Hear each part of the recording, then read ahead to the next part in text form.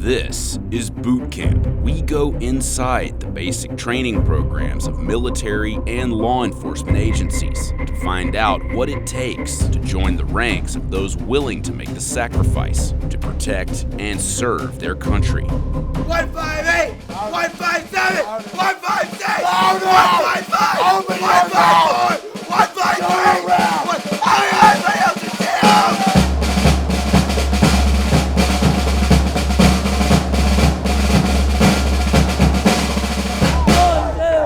Open your mouth, man. Keep going. Don't tell you to stop. This is Coast Guard Boot Camp.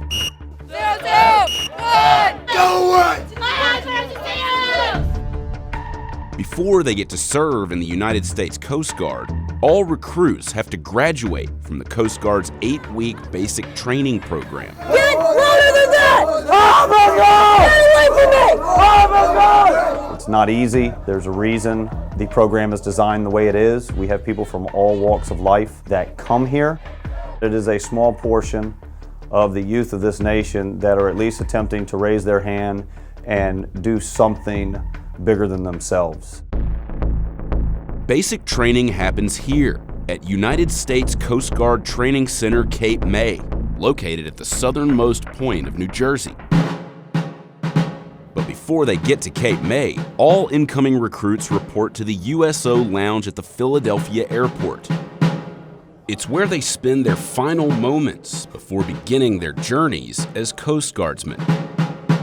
Why am I doing this? I don't know, it sounded like a good opportunity. My grandfather was in the Coast Guard. My mom's whole side of the family was in the Navy, but I didn't really feel like the Navy was my calling, and the Coast Guard felt right. I don't have a ton of money, man. I don't come from money, so I couldn't really afford school. So this kind of seemed like my only option to do this without accruing a large amount of debt. So I'm most nervous about, honestly, just the yelling. Something you just don't get used to as a day-to-day life as a civilian. So this is the last non-stressful meeting you're going to have for the next several weeks. It's a learning experience. Their teaching methods are just a tad different than what you're used to. They're going to walk into a world that's very different for them. It's going to be very intense, so that when they go out into the fleet, stations, and cutters, that they're ready to help and ready to perform. The incoming recruits enjoy what little downtime they have left. Get out of the hallway, let's go! Before they line up and head to the bus that will drive them to Cape May.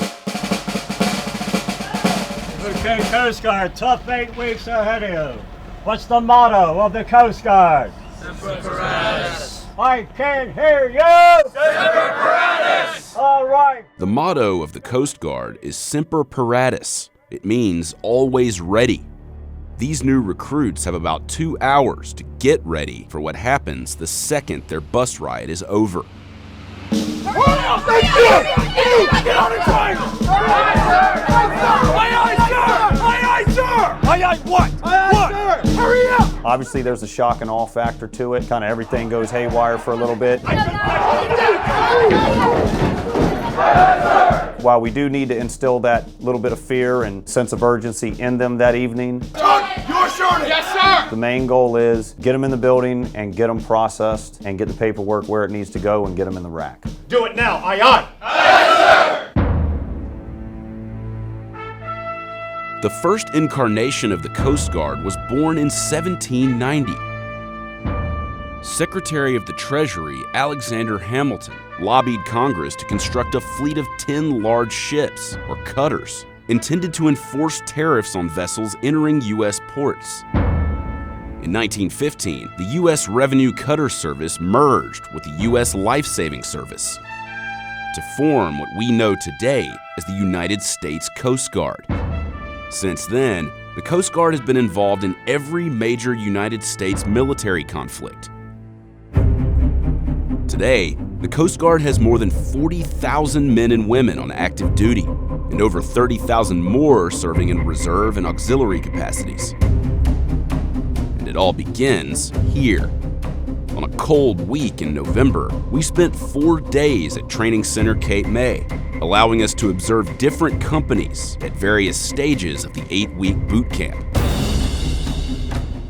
Boot camp itself, it is whatever you make it. You do what you're told, yes sir, no sir, aye sir, and it's as simple as that. First, the new recruits are issued uniforms. Next in line. Come on this way. And after a medical exam and standard vaccinations, the male recruits get a free haircut.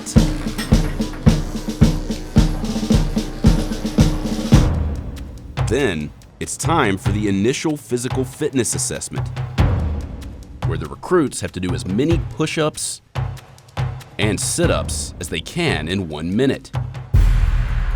Finally, there's a 1.5 mile run. Male recruits have 14 minutes to finish the run. Female recruits have 17 minutes.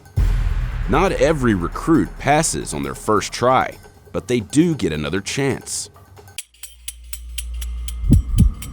You have 5 minutes to finish this test. Most of you should finish in less than 3 minutes. All Coast Guard recruits have to pass a 3-part swimming test. Go ahead, step to the edge. First, jumping into the pool from a 6-foot platform. Step off.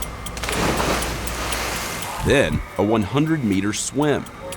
And last, they have to tread water for 5 minutes. Coast Guard recruits don't have to be expert swimmers. Remedial swimmers are allowed to wear flotation devices. After all of this physical exertion, the recruits have undoubtedly worked up an appetite, which means it's time for lunch, or as it's known at Cape May, chow. But chow isn't a time for relaxation or chatting with your fellow recruits. What is it? In fact, it's the complete opposite.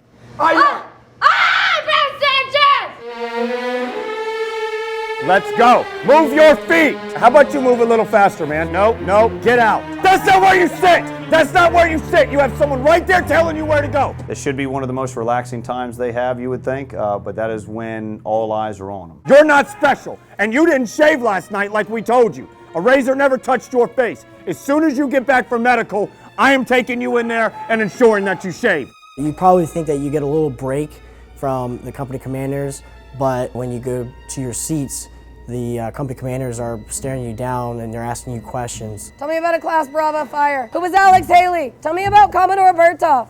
Before they can eat, recruits are randomly stopped by company commanders and tested on required Coast Guard knowledge. Go away, Davis. Recruits who answer correctly are allowed to pass and eat their meals. Carry on. Tell me about Douglas Monroe. It's not on the deck. Start writing. Aye, Betty Officer Greenwell. Start writing. Start writing. Start writing. Those who fail to answer correctly are ordered to document their mistakes on a performance tracker, which is collected and reviewed every day by their company commanders. It just goes to show you that there is no downtime in basic training. What the freak are you? It's a sense of urgency in everything we do. Sign the company out of the galley. And it really all at the end of the day is there to assist the recruits and keep them sharp. Carry on. Officer Greenwell. You don't respond to carry on.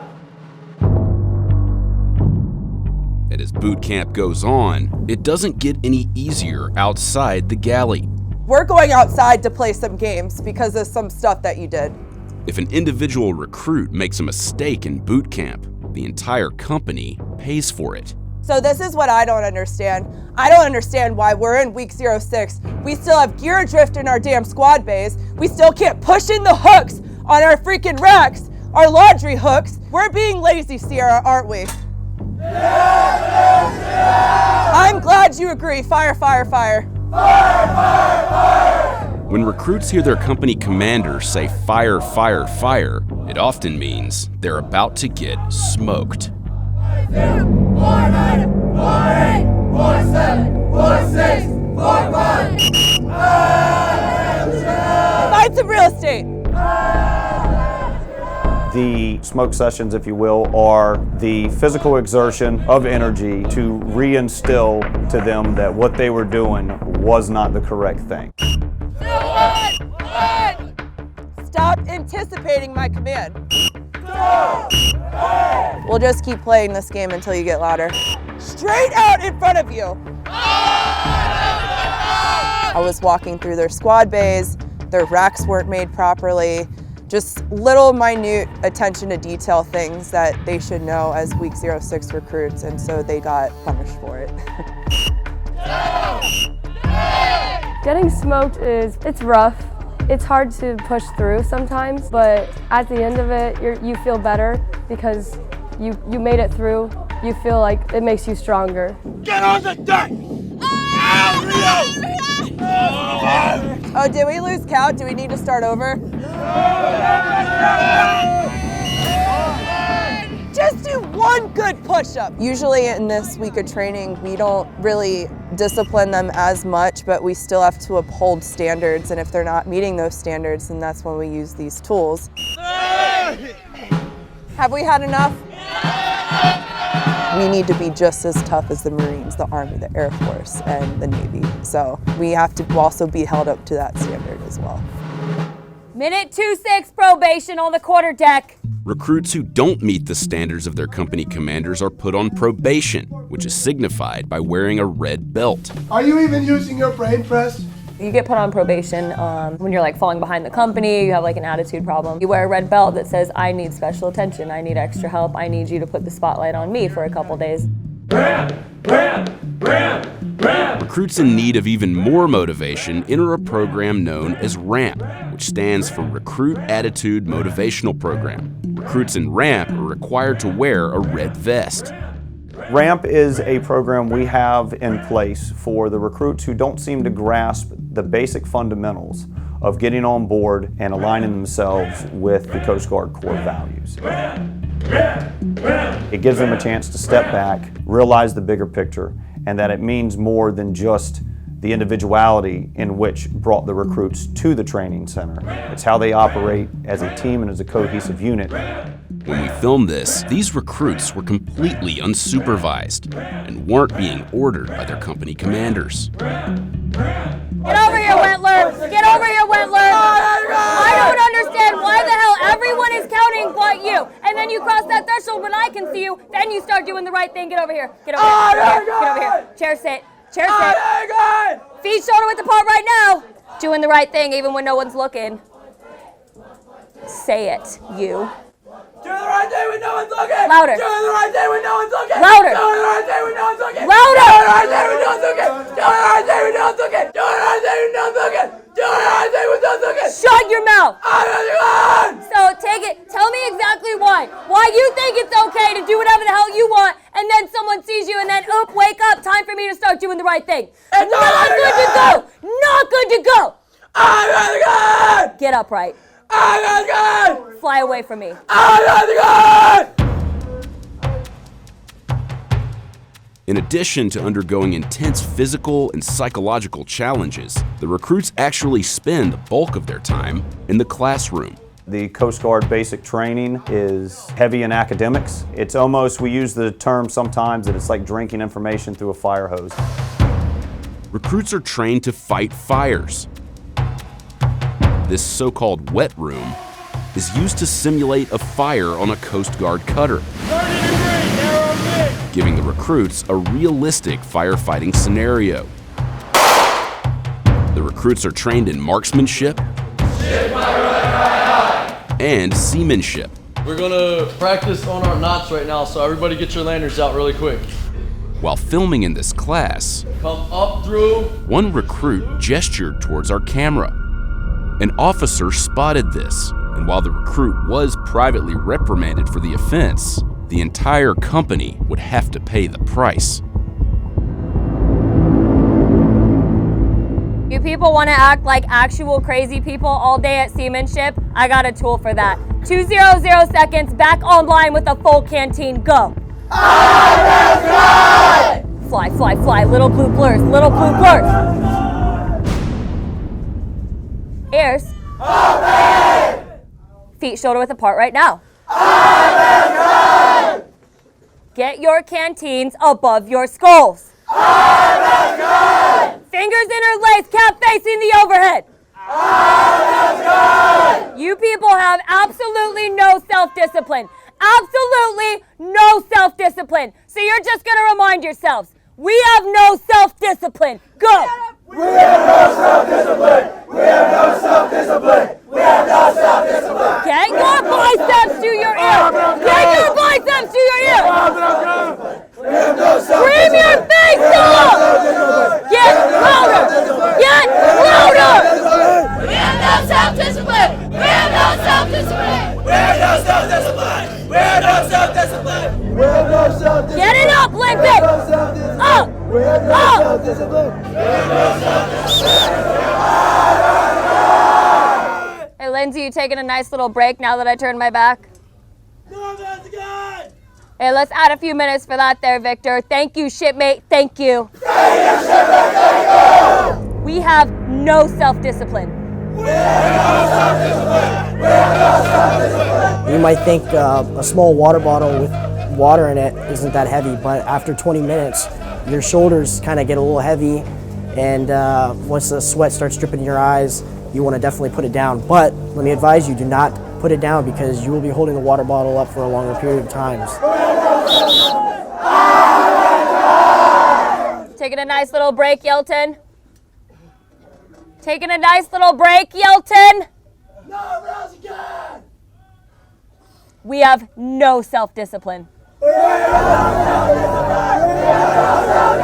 It's immediate recognition for their mess ups. It's immediate recognition for something that they're doing wrong. I let them set their own pace, you know. I'm saying all of you as a team are going to keep it up. Oop, he didn't make it. Let's all start over. So it's really productive. You taking a nice little rest there with your hands, Van Brunt? Crazy how fingers interlaced on the front of the canteen was the rule and you broke it. Start over!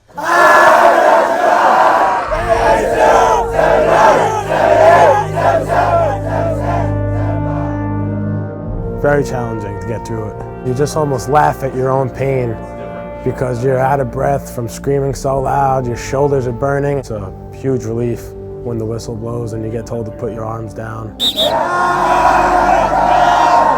You want to make a deal, Victor? Yeah, Ears. open! Ears! Open! Drop the canteens.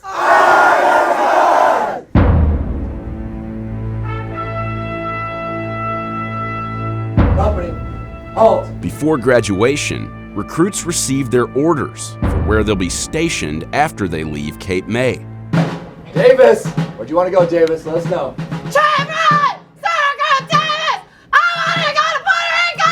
You're going all the way across to Hawaii. The exact opposite area. Will that work for you, Davis? Is that good enough? Yes, David! Right. You can't get Puerto Rico, you got Hawaii. That's pretty good, right? Yes, David! Hawaii! Where'd you want to go? J-Rod! Syracuse Bishop! Anywhere! War! Recruits can request the region or district where they'd prefer to be stationed after graduation. Where'd you want to go? Barrels Greenwell! Syracuse Parker! On any Coast Guard cutter! Winner. Coast Guard Cutter Shackle, South Portland. But their requests aren't always granted. Where'd you want to go?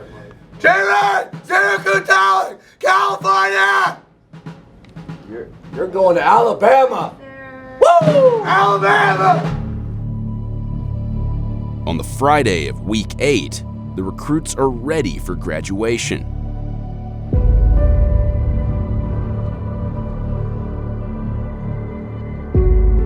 Friends and family gather for their first glimpse of the recruits since the beginning of boot camp.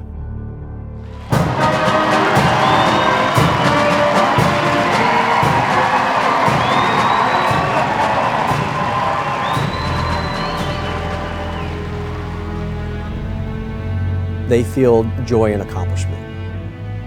They know that they have done something that is physically and emotionally challenging. They feel satisfied that they've done that.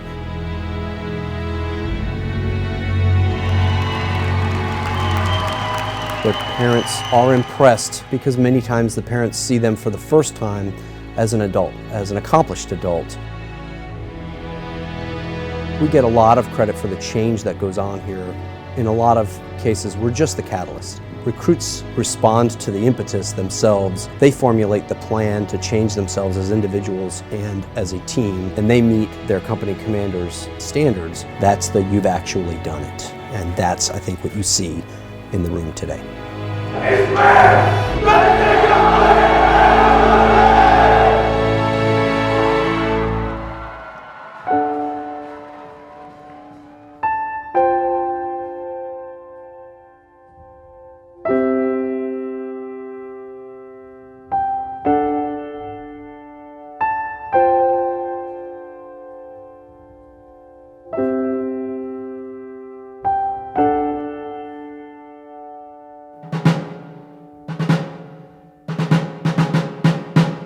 Meanwhile, at Sexton Hall, boot camp is just beginning for Whiskey Company.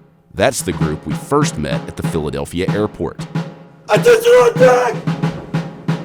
Before the company is officially formed, they're addressed by Captain Owen Gibbons, the commanding officer of Training Center Cape May. I can make you the following 3 promises. Promise number 1, this will be hard. Do not be afraid of that. Change is difficult. But if you give us your all, we will prove to you that you can do more than you ever thought yourself capable of. Yes, sir! Promise number 2, I insist that you meet every single standard of this program in order to graduate, but we will assist you to meet those standards. Do you understand? Yes, sir! That assistance will not always be comforting, but it will develop in you the knowledge, skills, and abilities, the attitudes that you will need to leave here and immediately begin performing frontline Coast Guard missions in service to the American public. You understand that? Yes, sir! Promise number 3, you will be safe. Let me say that again. You will be safe. You will train in an environment that is free from intimidation or discrimination based on your race, creed, color, gender, religion, or orientation. You will not be assaulted and you will not be harassed. Do you understand that? Yes, sir! You can do this. Every single person in this room is capable of completing this program. And the truth is that we need you to do this. All over our Coast Guard, there are units that are sailing short-handed. There are empty racks because those units are waiting for you to complete your training and to join them as they serve the American public. But the only question on our mind is, are you ready? Yes, sir! We're just about to find out.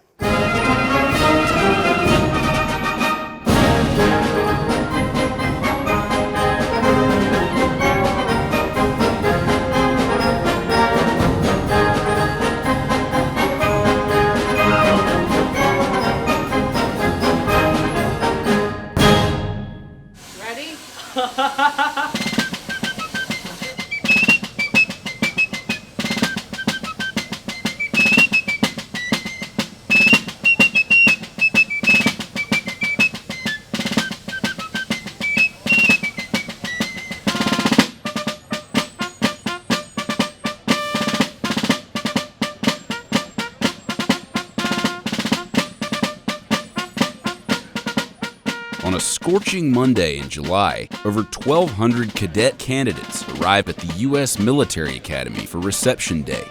Also known as R Day, it marks the beginning of their time at West Point. All day long, the new cadets will do a transformation from their civilian status and at the end of the day take their oath to serve our nation in the Army. Why did you decide to come to West Point?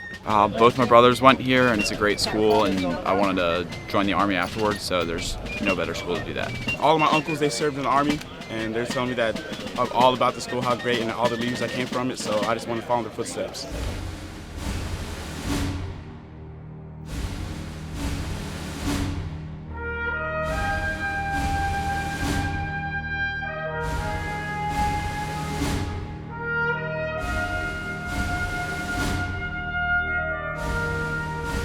West Point is located about 50 miles north of New York City. It's in the Hudson Highlands. It's called West Point because it's located on the western point of the Hudson River where it bends. George Washington recognized this as a strategic point of interest because the British had to tack as they came through the Hudson River. It's the longest continuously garrisoned military installation in the United States. Good morning, ladies and gentlemen. I welcome you to the United States Military Academy at West Point. After a short orientation, the cadet candidates have 60 seconds to say goodbye to their families.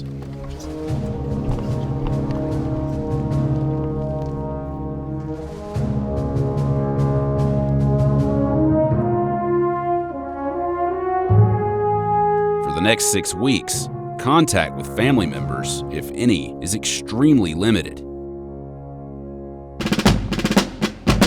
Once they leave Eisenhower Hall, the cadet candidates are now called New Cadets. New cadets, move! Let's go!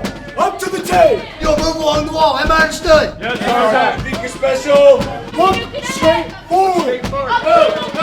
In 2018, to be accepted at West Point, you must be a United States citizen, in good physical condition, pass a medical exam to be able to be commissioned in the Army, and have high academic achievement. Tuition at West Point is free, but the cadets commit to years of service after graduation. After their 4 years at West Point, they've committed to 5 years active duty in the Army with 3 years in the reserve component. Hurry up, new cadets, get there. The new cadets are issued physical training, or PT, uniforms, You cadet, you better close this gap! along with a bag that holds everything they're allowed to carry for the next 6 weeks. Their next stop? The barber shop.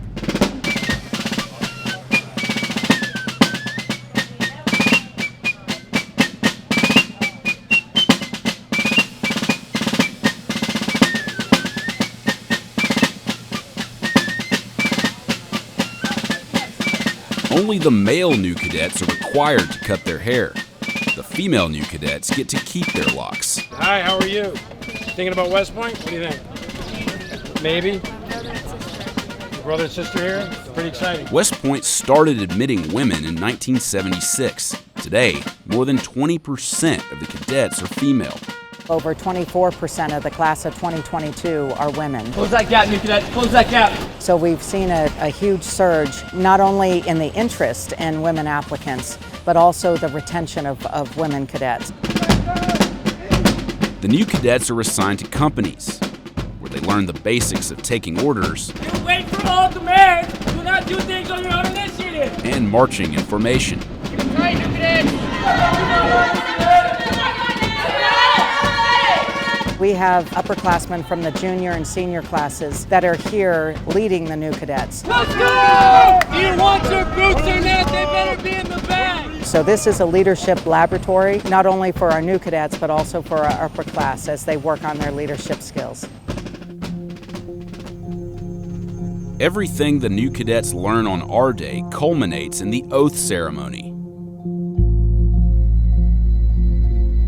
Family members gather for one last look at the class of 2022 before basic training begins.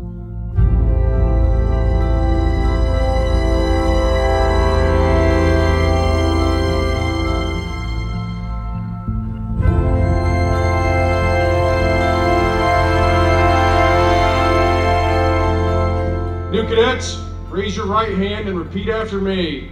One of the most common traits that I see of West Point applicants is they want to be part of a team that's bigger than themselves.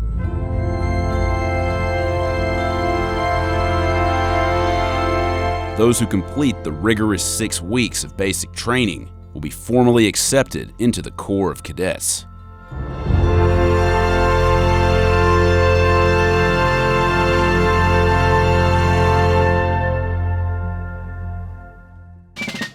It's gonna be a long 6 weeks. I can tell you that. It's gonna be. I'll get through it, take it day by day, but I know it's gonna be long. It's gonna be hard, but I'm prepared for it. I feel like it's gonna suck, but in the end, it's all worth it. All of us know what to expect, really. We just go in there, you know, get yelled at a little bit, get on the bus, get yelled at some more. I think it's gonna be fun. You know, everybody always talks about it's gonna be a miserable time, but I think if you embrace the suck, it's gonna be okay. You're gonna get through it. Louder! Louder! You're not screaming at me! I can't hear you, man.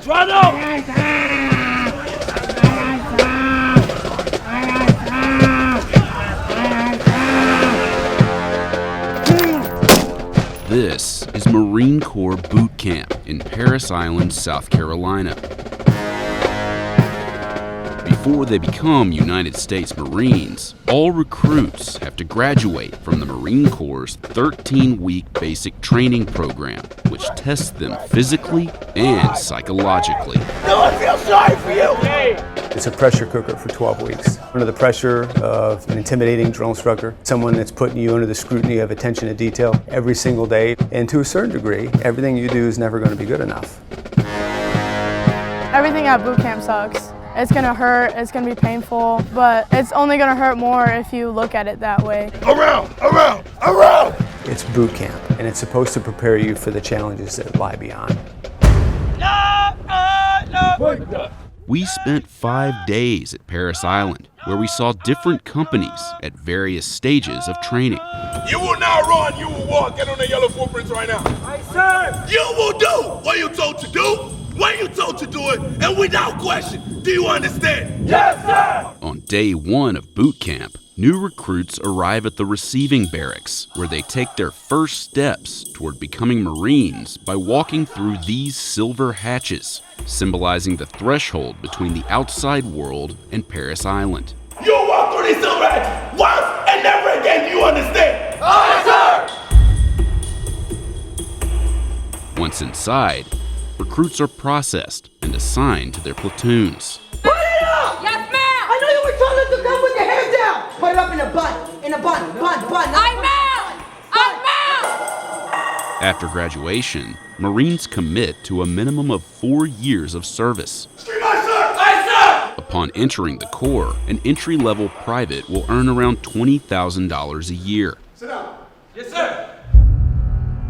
Recruits are required to make a phone call to a family member or their recruiter to let them know they've arrived.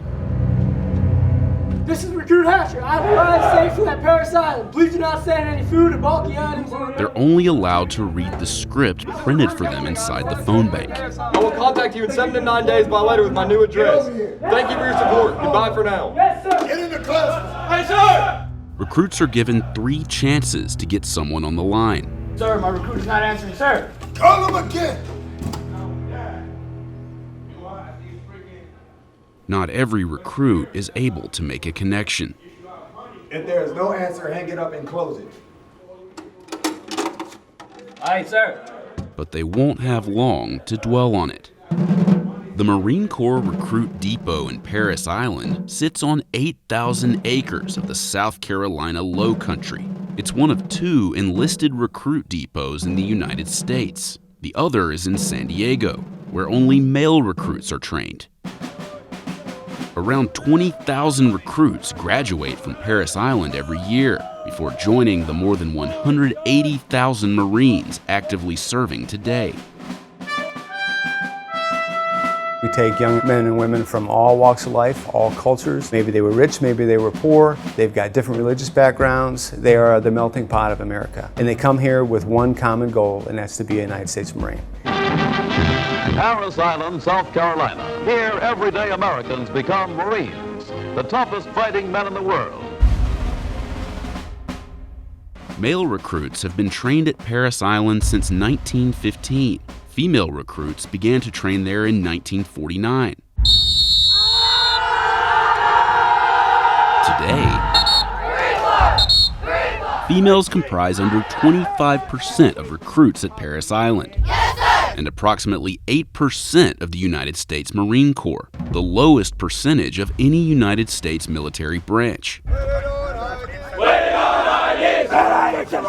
A recruit's day begins before the sun comes up. Their typical wake-up call is 0400, or 4 a.m. Let's go!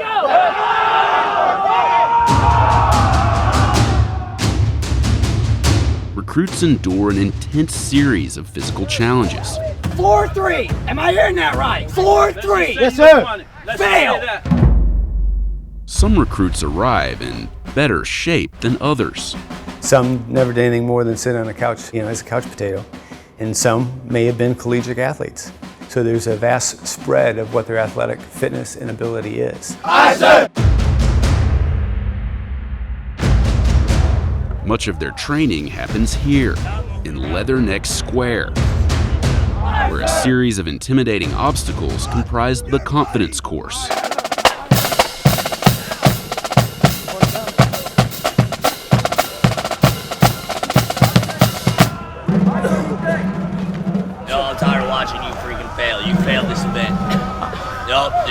18 to go. You failed this event.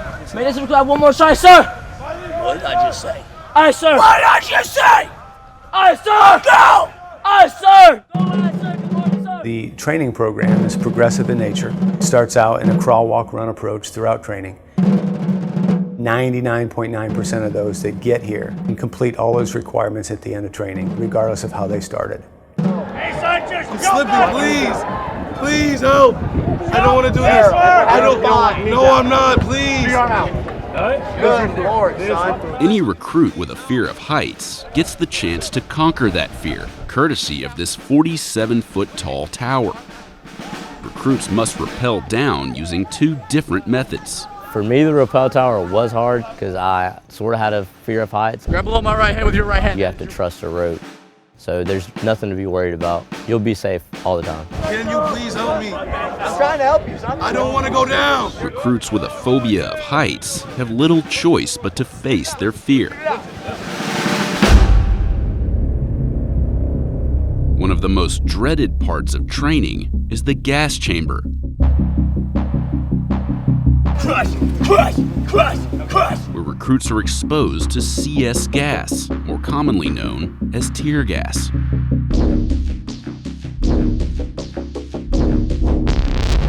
Once the recruits enter the chamber, they break the seals of their gas masks. You go in, you feel it, instantly hit your skin, you just feel burning. Say something to me now! Feels like those few minutes felt like an hour. After around 5 minutes, the recruits are free. But the pain endures. Get it up! Loosen the kick straps all the way. Take the mask off. Definitely you thank God for fresh air. It's really nice to be able to breathe in and not feel an instant burning sensation. Gas chamber is important because it builds confidence. Confidence in the gear, confidence in the drill instructors, and then confidence in themselves. Now, start walking! Recruits are trained in different styles of hand-to-hand combat. First thing we want to see is that straight thrust, you understand? Yes, sir. Bust ropes, come on, sir. Aye, sir. A key aspect of their martial arts training is fighting with pugil sticks. You killed that opponent, you understand?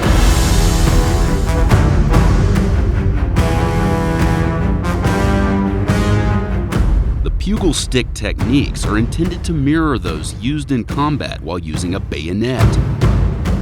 Here in the Marine Corps, we have a kind of a little ditty that means red is dead. So that red side is supposed to emulate the actual knife portion of the actual bayonet mounted on the weapon.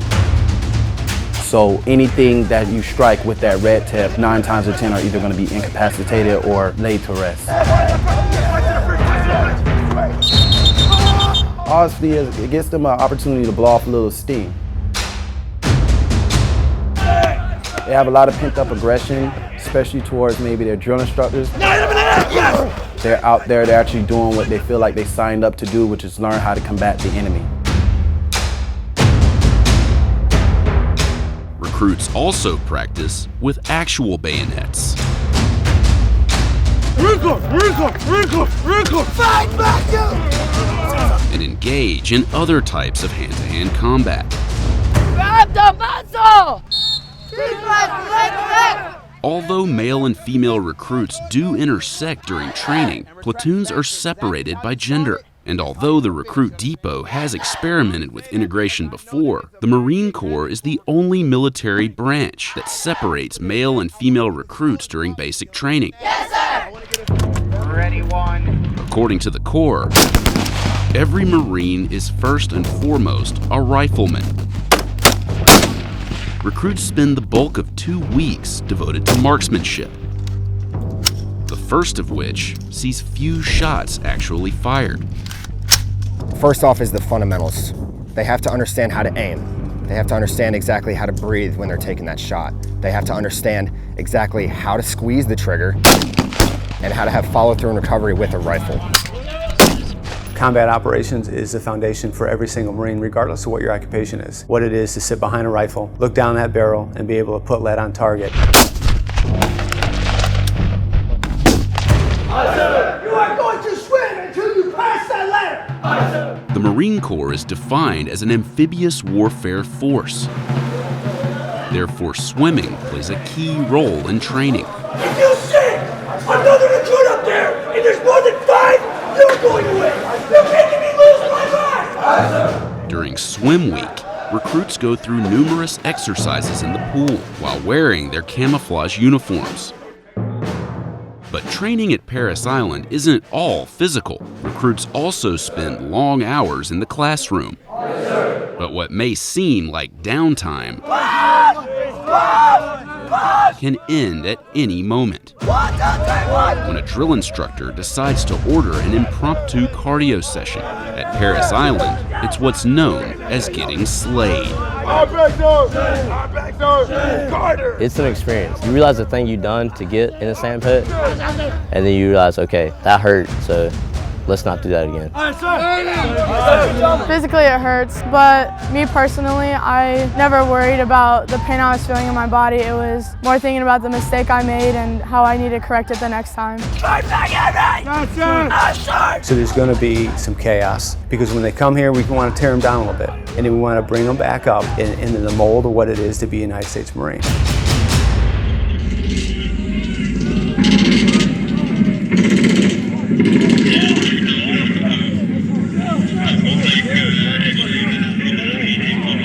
Recruit training culminates in an event known as the Crucible. Over the course of 54 hours, with minimal sleep and food, recruits must endure realistic combat scenarios. The sounds of gunfire and shelling are played over loudspeakers mounted in the training area. Recruits are forced to work together to overcome obstacles and achieve objectives that require problem solving and strategy. You gotta start all over. Aye, sir.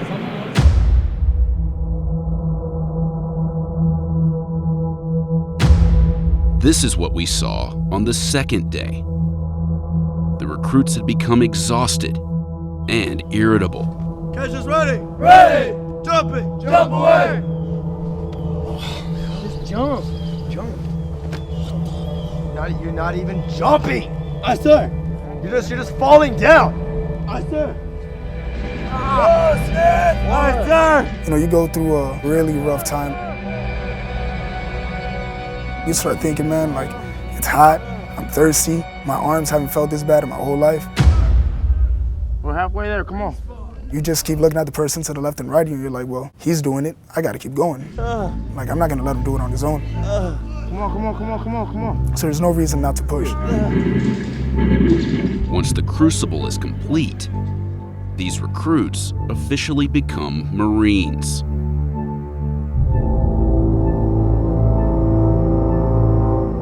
The day before graduation, friends and family see their new Marines for the first time in more than 3 months.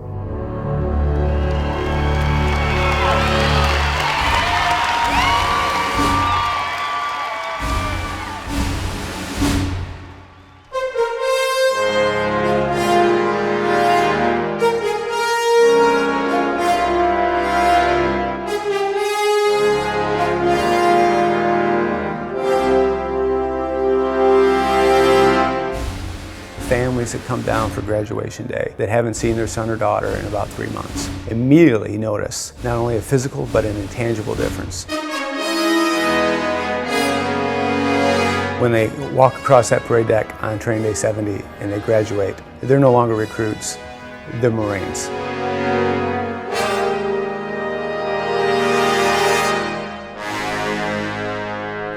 Meanwhile, in the barracks of Lima Company, I'm talking to you. Aye, sir. All these riddles right here? Aye, sir. All that trash out. Aye, sir. brand new recruits diligently square away their racks before being warmly welcomed by their senior drill instructor. Sit up straight and look at me. Our mission is to train each one of you to become a United States Marine. Discipline and spirit are the hallmarks of a Marine. We will give every effort to train you, even after some of you have given up on yourself. Starting now, you will treat me and all other Marines with the highest respect. Physical or verbal abuse by any Marine or recruit will not be tolerated. My drill sergeant and I will be with you every day. Everywhere you go, you must give 100% of yourself at all times. Above all else, never quit or give up. We offer you the challenge of recruit training and the opportunity to earn the title United States Marine. Yes, sir!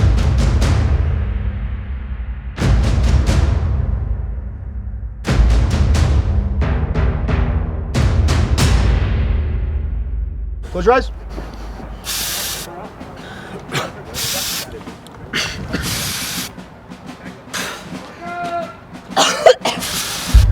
This is Border Patrol Boot Camp.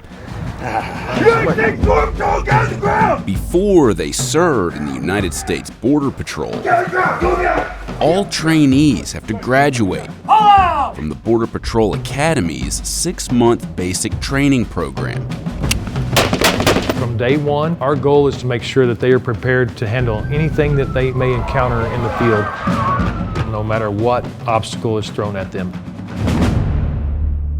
On a hot week in April, amid an intensifying border crisis, we spent 4 days inside the academy, allowing us to observe different classes at various stages of the 6-month training program, and to find out if the training is adequately preparing these future Border Patrol agents for what awaits them in the field.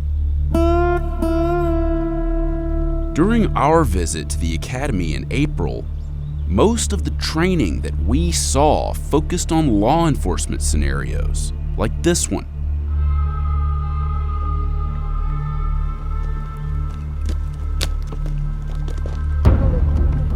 ¡Señor, no se mueva! ¡Señor Porteriza, no se mueva!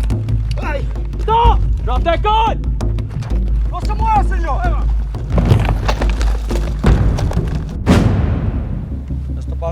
I'd consolidate him over here if I had to. The Border Patrol is a law enforcement agency, but are these future agents getting the training they need for the humanitarian crisis at the border? Where record numbers of migrants, many of them children, cross the border to seek asylum in the United States. The nation's top border official says the migrant crisis has reached a breaking point. They're coming in record numbers. At least 5 migrant children have died in government custody since September. As families come here to claim asylum, fleeing violence and poverty in the Northern Triangle countries of Central America. After being initially screened at the border, migrants seeking asylum in the U.S. are held in detention centers. Many of these centers are operated by the Border Patrol in conjunction with other government agencies, and their conditions have become the object of intense scrutiny.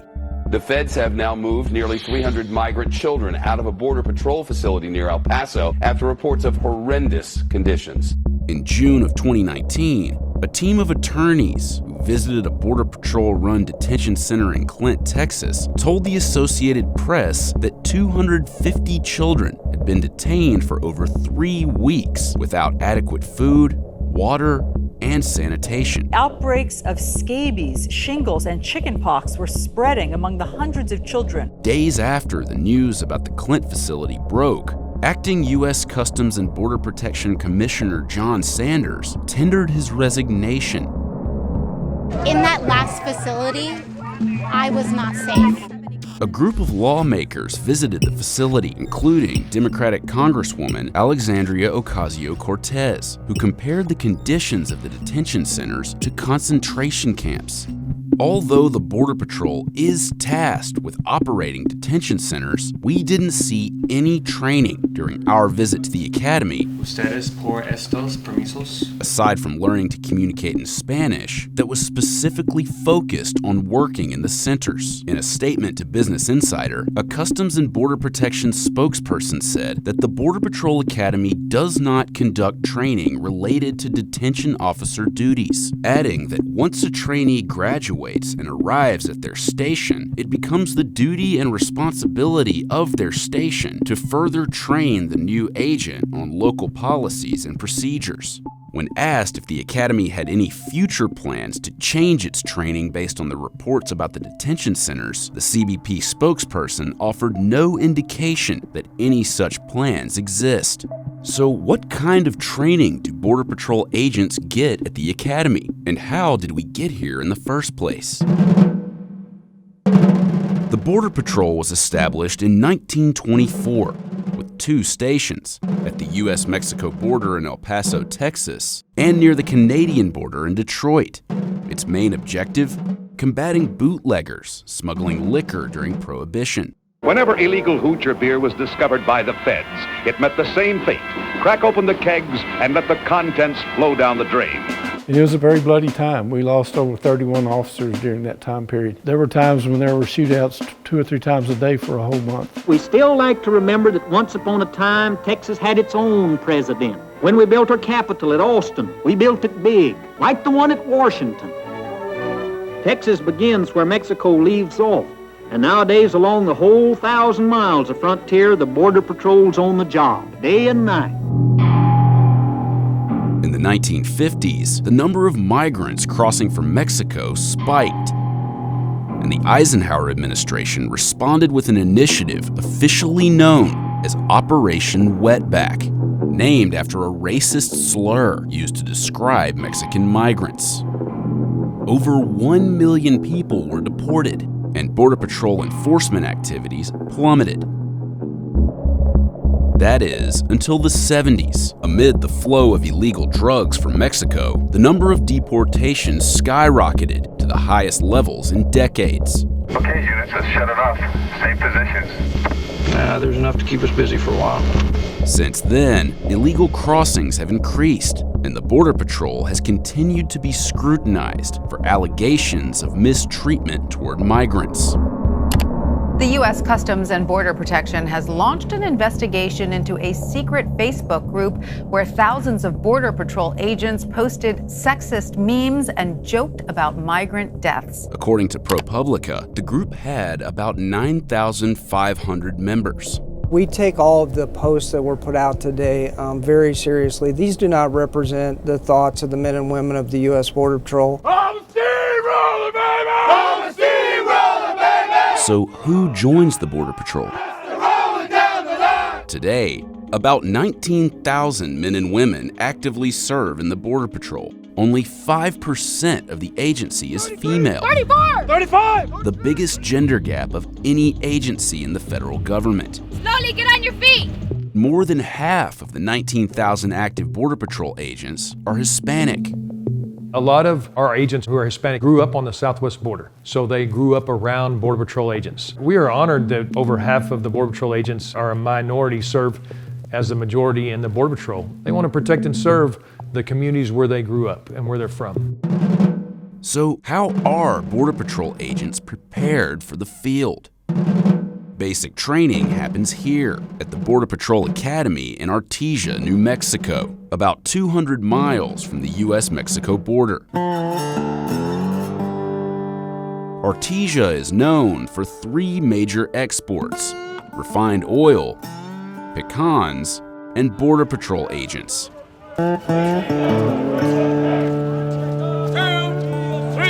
Every year, about 1,000 trainees graduate from the academy before heading to the field.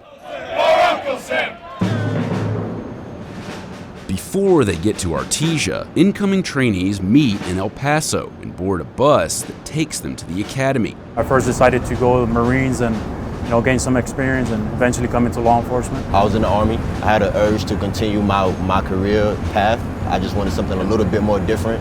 So I did my research, and Border Patrol was pretty much up that alley to what I was looking for.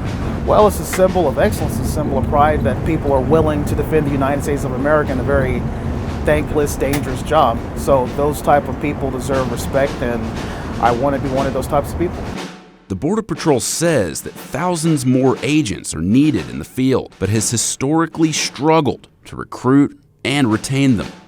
Get out that move! Get on! Get on! Let's go, sir! Hurry up, you! You better move yourself! A little bit! They sit there walking around! How about you freaking sound off, sir? Sound off! Yes, sir! Sound off! Yes, sir! For the next few hours, the new class will experience Entry on Duty, Stop shaking already! or EOD, Get back here! Stop! Get back! What was that? which forces trainees to follow basic commands under extreme psychological stress. You had one step to take, and you decided to take a shortcut. Louder than me! Yes, sir! You're not louder than me yet! Yes, sir! How are you gonna arrest 20 people if you can't even speak loudly? They're going to be put under stress, and there's a reason behind that. Why? Why? They have to be able to think, they have to be able to receive instruction, they have to be able to make decisions, and then they have to be able to execute those decisions or actions under stress. You better get back over there with the rest of them and start over! Hurry up! I appreciate they're here. I understand the sacrifice, their commitment to duty. However, Answer your voice! you are now a Border Patrol trainee, and you're going to start getting indoctrinated into our world and get prepared for this profession. Why are you shaking? Why are you shaking? He's scared. And that's what's going to happen when he gets to the field. He's going to be scared. He ain't making it to the field. Going to be scared, going to shake. You think that's going to look good? No, sir. Think the criminals are going to like that? No, They're sir. going to look at you and go, I got him. He's mine. But we'll teach you. We'll teach you how not to be scared. Back up. The last I checked, sir, R does not come right before T and in between S. Am I wrong? Why are you staring at me? Huh? Aren't you an adult? Yes, sir. My 2-year-old can take responsibility, sir. Sir. Fix yourself. Go find the S's. Active trainees are allowed to observe EOD, but when an officer caught a group of them laughing and joking, they were quickly corrected. If that happens again, it will end. Shift! Day 0. Nothing's even started yet. No one's forcing you to be here. You're welcome to leave anytime you like. Are you looking for a way out? No, sir. The way out is on the bus. You just decided to look at me. I feel like you're ready to quit tonight. You ready, sir? After this session, Ready? we learned that some instructors were addressed about using language that encouraged trainees to quit, even though it was part of the intended stress inoculation. We're not trying to get people to quit. That's certainly not the intent. Our senior leadership historically and now has been supportive of the fact that, yes, absolutely, we need more agents out there on the line getting the job done, but that we don't need to lower our standards in order to accomplish that. You better put that pen away, sir. You make me nervous with that pen. Like you want to stab me with it. Do you want to stab me right now, sir? Try it. See how far you get. Maybe you should The new trainees are issued uniforms, Get out of my face! Hurry up, you! but the high stress levels endure. Get over there where you belong! Fold the damn pen! Do they button or do they not button? No, sir! Jesus Christ! You need to stop running around, you! These periods of stress inoculation or intentional induction of that high stress levels, it goes up, it goes down. Let's go! Hurry up! And these things subside. There you go. Good teamwork. Exactly what I want to see. Start working together! Help each other out! Do the right thing when nobody's looking. As the sun begins to set on EOD, the tone from the instructors has obviously started to change. We will become brothers and sisters. Trust me when I'm telling you this. You will succeed if you listen to me. Everybody's got to work together as a team. Yes, sir. You want to join the Border Patrol, that's part of a family. Start acting like you, start helping each other out. The only way you people are gonna make it through this academy is by helping each other out. But if you don't help and take care of your classmates, you won't make it and they won't make it. Do you understand? Yes, sir! None of y'all want to go home? No, sir! Then you better take care of each other. The Border Patrol Academy sits on 3,000 acres of rugged terrain, featuring life-size sectional replicas of border fences. Rotate! Rotate! When the trainees graduate, they'll leave with 14 different certifications. Some learned inside the classroom, but most learned outside. And it all starts with fitness. Trainees spend 178 hours in the physical techniques department. Since some field agents work on the water, trainees also have to spend time in the pool, where they prepare to jump from high elevations using this. an apparatus known as Jacob's Ladder, with a vertical drop of 30 feet.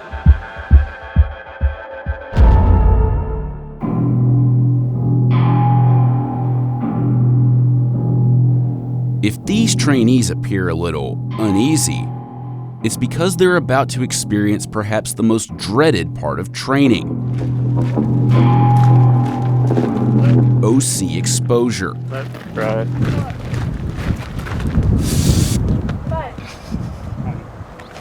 OC stands for oleoresin capsicum, more commonly known as pepper spray.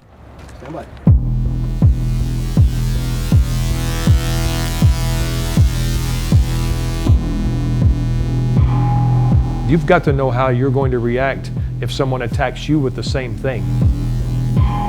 I have had one of my agents sprayed with that stuff by a murder suspect.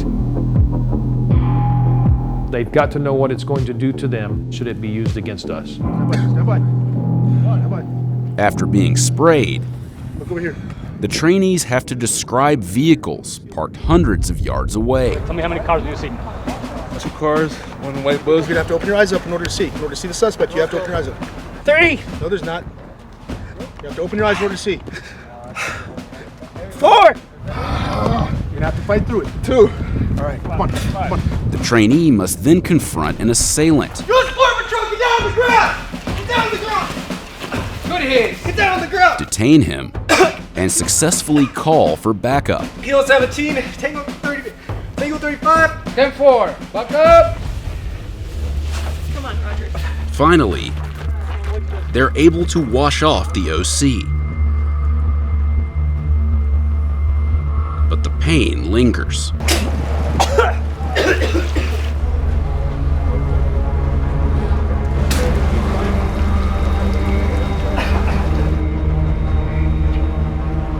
So how do you feel now? You seem okay. My face is on fire. This is probably the worst thing I've felt. Not be able to see, I can't even see for the past 30, 45 minutes. My nose burning and everything, it's pretty bad. I think if we're putting our suspects out there through the same thing we're going through, we might as well feel what it feels like just to know how to use the actual tools properly. Backup's on the way, backup! It's definitely torture, but it's a good kind of pain. Vehicle 1 through 6. Go, go, go, go, go. Another major component of training is driving. Go, we have a green light, all vehicles are good. When they leave the academy, most of their day they're going to be operating within a vehicle. That will be their office for the day. They may be out in the desert in some rough terrain. They may be called to pursue a vehicle at high rates of speed. Sir, get your hands out of your pockets. The students are running through a scenario Get on your knees, sir! that trains them to deal with what to do after they perform an offensive driving technique.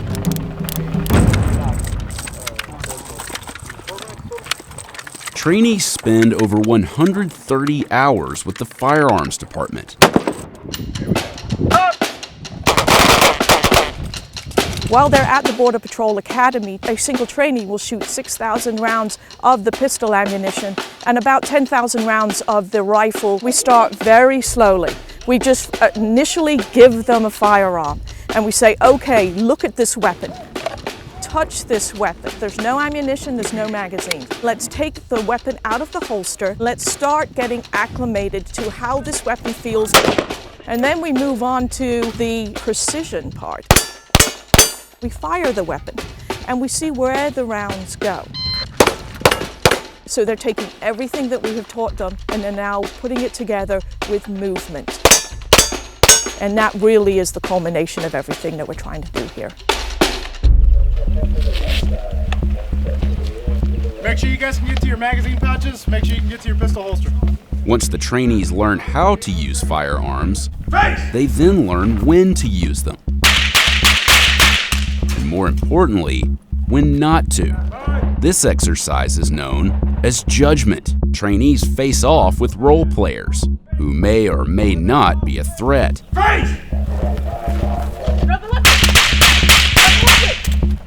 Some role players are armed with weapons, others only with cell phones. The trainees have to make a split-second decision of whether or not to draw and fire. The trainees apply their skills in a variety of tactical scenarios, such as a hostage situation with an active shooter. Hands on the wall, feet apart. We get our learning objectives from what the field is telling us they need. In this scenario, trainees learn how to interdict a group of drug smugglers trying to cross illegally into the United States. Let's get her done quickly.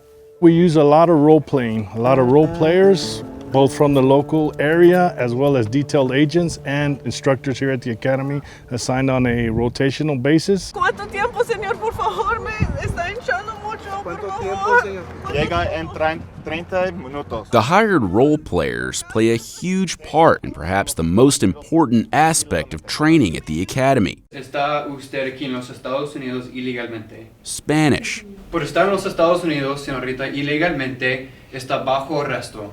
Over 90% of the individuals that we arrest will only speak the Spanish language, or the Spanish language will be their first language. Es falso. Su documento es falso. No sé por qué. Yo soy Vicente González Flores. We don't expect them to be fluent Spanish speakers, but we do expect them to at least be able to have a conversation, to communicate with them efficiently and safely more than anything. That way they are able to safely do their job. ¿Necesita una ambulancia? Sí, por favor. ¿Cuántos años tiene usted? 49. ¿49? Sí. Trainees spend 182 hours with the Spanish department. While that's the most time spent in one specific department, it represents less than a fifth of their total curriculum, most of which is focused on law enforcement. What we did not observe during our time in Artesia were any scenarios that specifically involved working in detention centers or caring for children, which is a daily responsibility of some Border Patrol agents working in the field. In regards to how trainees are instructed to work with children, the CBP spokesperson told Business Insider that the Border Patrol Academy trains and teaches agents about policies and regulations related to the current case precedent that governs children in short-term custody. We asked CBP what level of responsibility the Academy should bear in terms of preparing Border Patrol agents to deal with the current situation at many processing centers. They said the Border Patrol Academy has implemented the Medical Emergency Decision Scenarios, or MEDS, into its curriculum. ¿Dónde le duele? El estómago. This is a medical response, so they have to approach the injured subject. They have to determine what is wrong with the injured subject. That way they are able to get the subject help as soon as possible. Naciste el marzo 16 de marzo. This is not a scenario. This footage was shot at the U.S.-Mexico border in El Paso, where Border Patrol agents have to screen hundreds of migrants crossing into the U.S. every day and oversee crowded detention centers where the migrants wait for days and even weeks to be processed.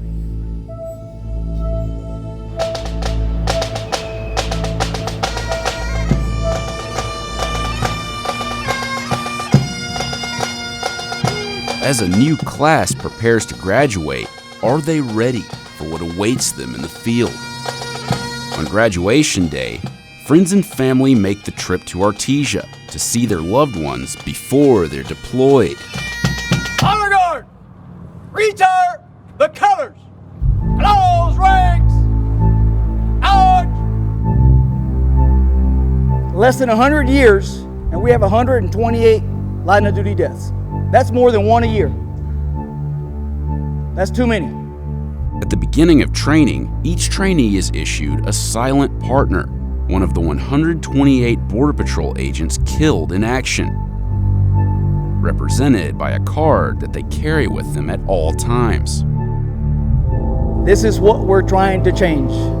Mistakes we've made in the field, things that we've done wrong. Hopefully nothing ever bad happens to one of your loved ones, but in the case that it does, you'll always be part of this Border Patrol family.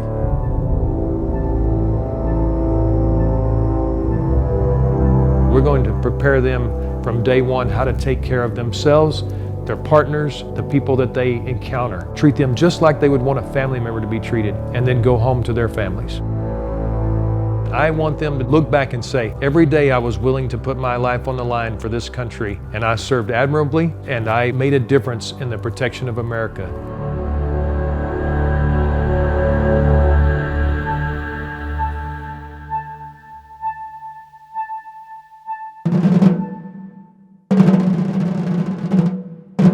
Meanwhile, boot camp is just beginning for Class 1120.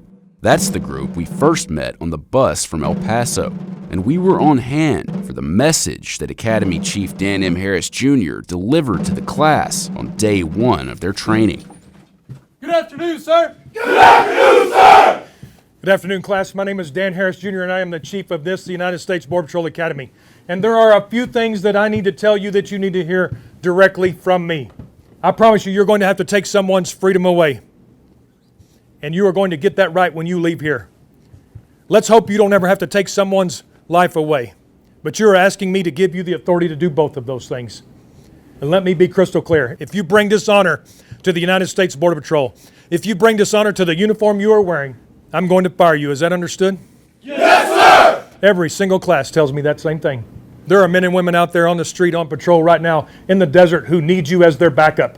They need your help out there right now. I need you to graduate from this academy. But again, nothing will be given to you. I wish the best of luck to all of you, and the next time I talk to you will be day 112. I'll see you then. On your feet.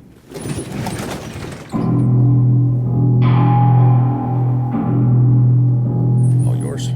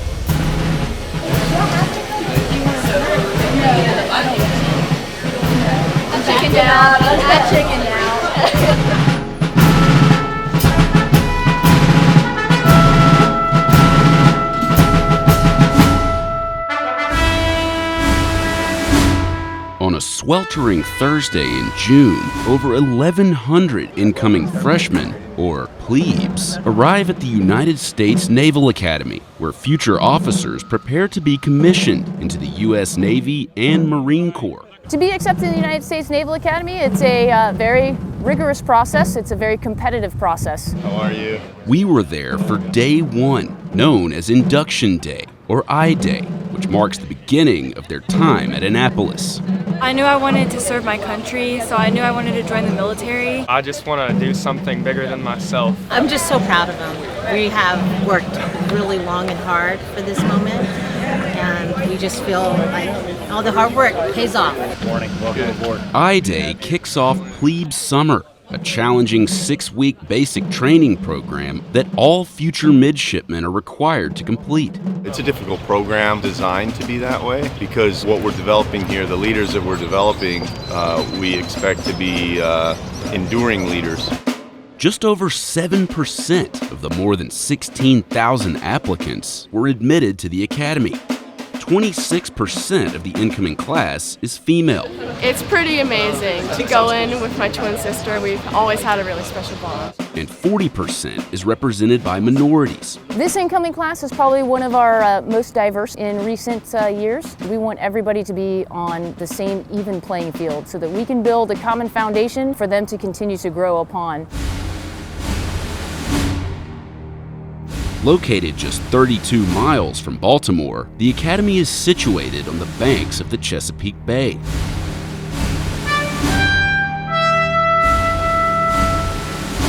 It was founded in 1845 by Secretary of the Navy George Bancroft.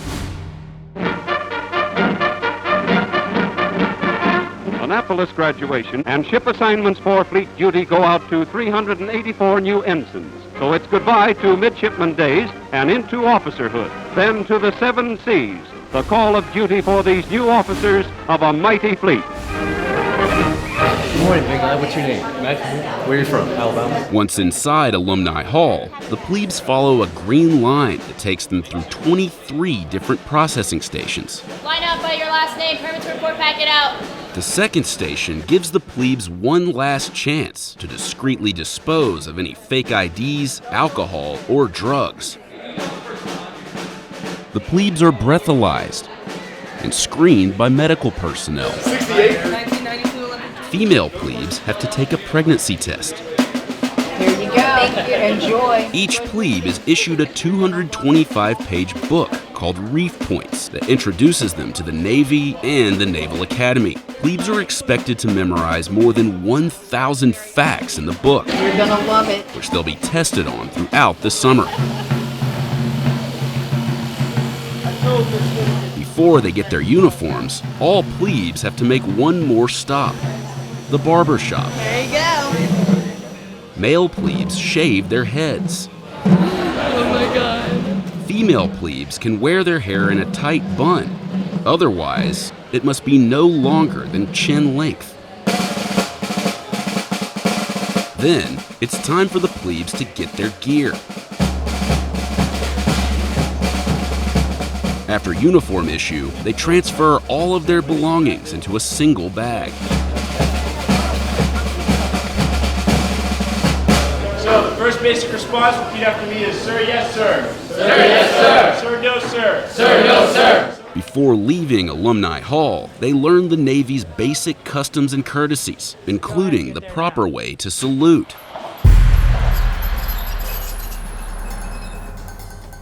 After that, the plebes head to their dorm at Bancroft Hall. What's your company? And assemble on an area known as Red Beach. Charlie 5. Charlie 5? Whoa, Charlie 5 down there. What do you keep smirking for? You really think this is a game or something?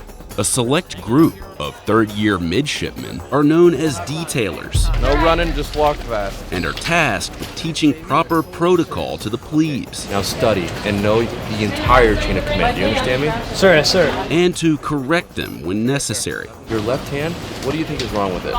That's right. I don't even have to tell you, right? Because you knew it was wrong. So then let it happen again. Don't shake your head. These detailers have a genuine concern for every single one of these men and women coming into our class, because these are the members that are going to be part of our family come fall. Tuck it in, get it away, sir, aye, sir. Sir, aye, sir. These are the ones that we're going to serve with in the future, and they want them to be the best that they can possibly be. Tuition at Annapolis is free, but midshipmen commit to 5 years of active duty service after graduation. While at Annapolis, midshipmen receive a salary of $1,087 per month. After graduation, the money they save will be waiting for them. Family members gather for one last look at the class of 2023 before plebe summer begins.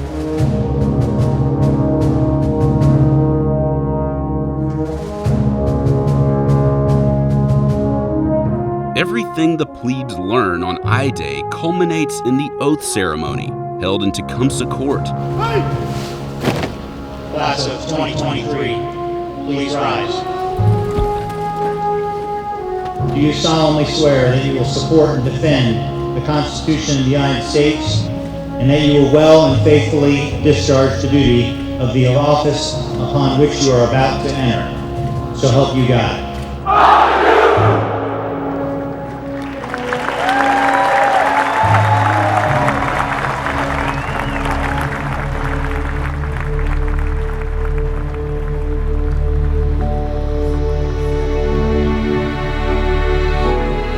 After taking the oath, the plebes get 45 minutes to spend with their families. And to eat, since this is the last meal they'll get that isn't cooked in the Academy mess hall.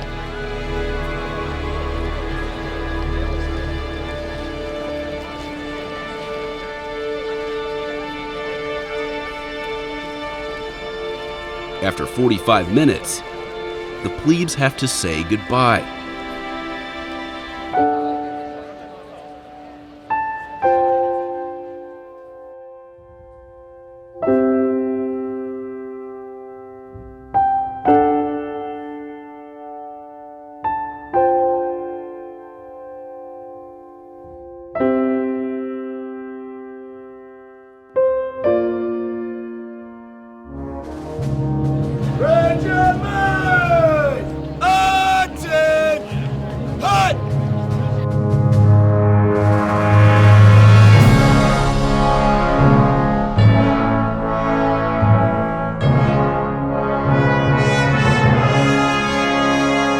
the 1,100 new plebes march into Bancroft Hall.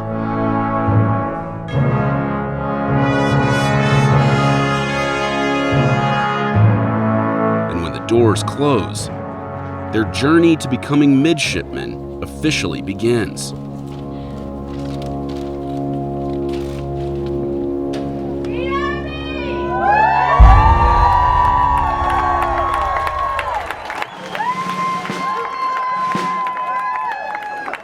You okay, man? Mother.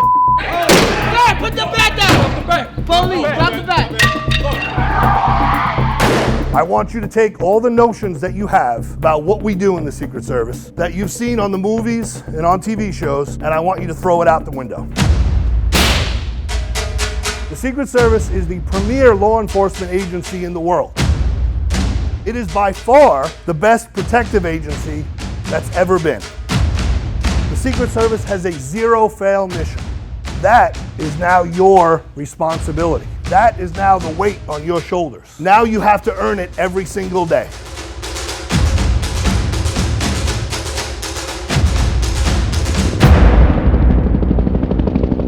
This is Secret Service Boot Camp. Before they join the Secret Service, all recruits have to graduate from the agency's 6-month training program. Training happens here at the James J. Rowley Training Center in Laurel, Maryland, located about 20 miles north of Washington. Welcome to the James J. Rowley United States Secret Service Training Center. On day 1, a new class of recruits arrives at the academy. Have a seat. Every one of you sitting here right now, there was about 100 other applicants that tried to get the seat that you have earned. How did you earn that seat? You earned that seat by getting through our very, very difficult and in-depth vetting process. And you should be congratulated. And I hope you celebrated, because the celebration time is over. Now's the time for business. Everybody clear on that? On Saturday, you will depart. Before they begin their Secret Service specific training, these recruits will spend 3 months at the Federal Law Enforcement Training Center in Artesia, New Mexico. Get back in the building now! Before returning to Maryland for 3 more months of focused training that includes driving, marksmanship, hand-to-hand combat, and realistic threat scenarios. You're going to hear a phrase over and over and over again throughout your training, in particular this week. The Secret Service has a zero-fail mission. What that means in layman's terms, ladies and gentlemen, is this. You don't get a bad day in the Secret Service. There's plenty of other pursuits out there, noble pursuits, lawyers, plumbers, firemen, doctors. If one of those folks has a rough night the night before, stays out late, they have to deal with their boss, some kind of disciplinary action. If you have a bad day and you don't do your job, you're going to change the world. Is there anyone that doesn't want to proceed at this point? All right, then let's get down to business. We spent 3 days at the training center, where we observed recruits at various stages of training. It's going to be a long week. For the new class, their first week focuses on a physical evaluation. Let's go! Don't stop! And getting rid of any bad habits they may have brought into the academy. We left yesterday without chairs being pushed in, and now we can't pay attention to detail 1 minute after the detail's given out. And we're laughing and joking in here. It is going to be an extremely long week. Do not make plans for Friday getting out of here on time, because that ain't happening. Although we were allowed to film inside the academy, our access was limited, and we were only able to film certain aspects of training, the rest of which remained secret. There's certain things that we will not be able to show yourself or any other members of the media here, and that's really for the safety of our protectees. We don't want to advertise our playbook, so to speak. For example, we weren't able to film any training that incorporated this partial replica of Air Force One, used to create specific scenarios where the president is threatened. We don't want to give people specifics into our protective methodologies that we have in place for some of our protection. Clearly, some of those things we cannot share, and that's really to make sure that we're not giving any sort of an advantage to any of our adversaries out there. United States Secret Service, America's first line of defense against the counterfeiter and the crank. The Secret Service was founded in 1865. Its primary mission? to combat the counterfeiting of U.S. currency. The famed Secret Service, whose foremost duty is protecting the President of the United States and his family. The Secret Service began its protective mission after the 1901 assassination of President William McKinley. I am the President's personal bodyguard. I go where he goes. I want to say that anybody who has no business with him better look out. And believe me, I don't mean maybe.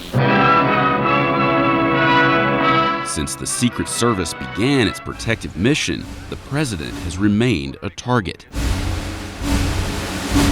Since 1901, President Kennedy has been the sole president to die at the hands of an assassin, despite numerous attempts by others.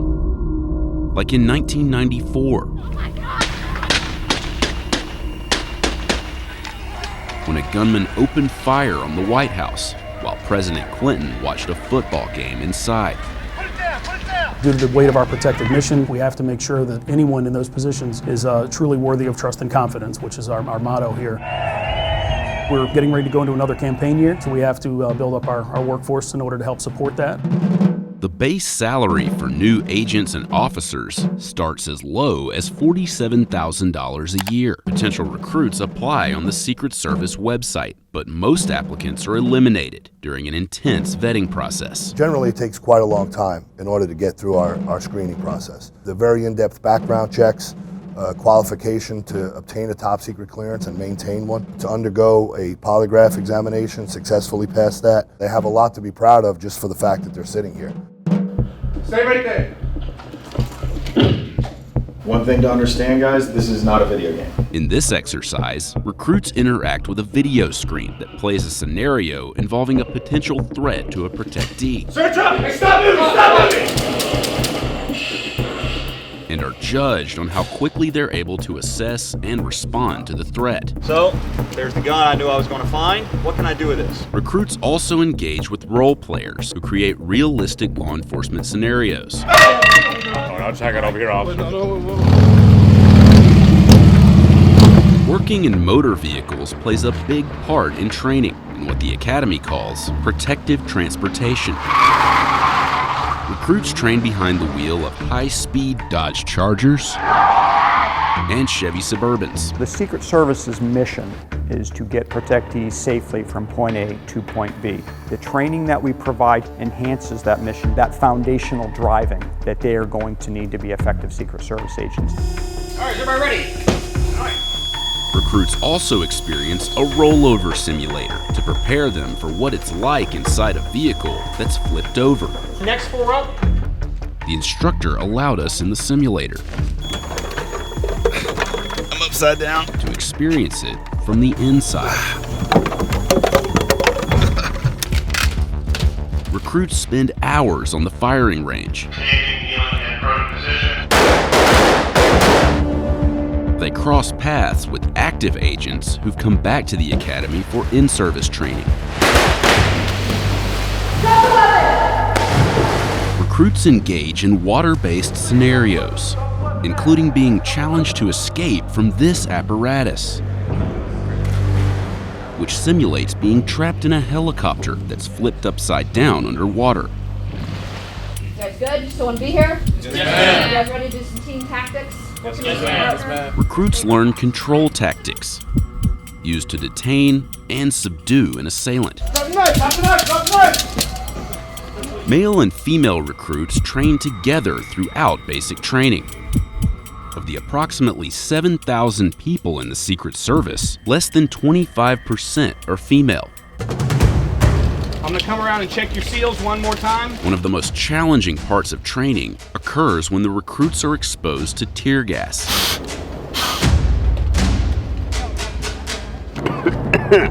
Holy Oof, it's burning my eyes. We couldn't bring our camera inside the gas chamber, but we did convince an officer to shoot inside with an iPhone, showing us what it's like for recruits when they're exposed to the gas. Okay, we go. Good job.